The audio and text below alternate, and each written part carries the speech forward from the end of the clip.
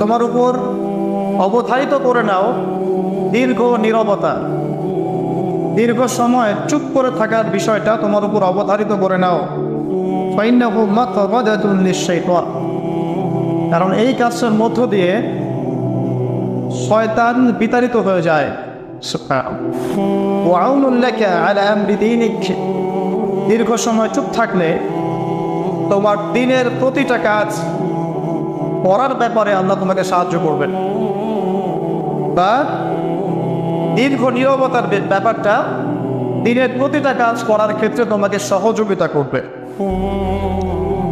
খুঁজতো, আমি বললাম জিদনি ইয়া রাসূলুল্লাহ, ইয়া রাসূল সাল্লাল্লাহু আলাইহি ওয়াসাল্লাম, আমাকে আরো বাড়িয়ে দিন, আরো কিছু বলুন, আরো কিছু ওসিয়ত করুন।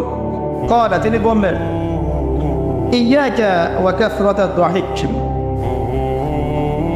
সাবধান থাকবে বেশি বেশি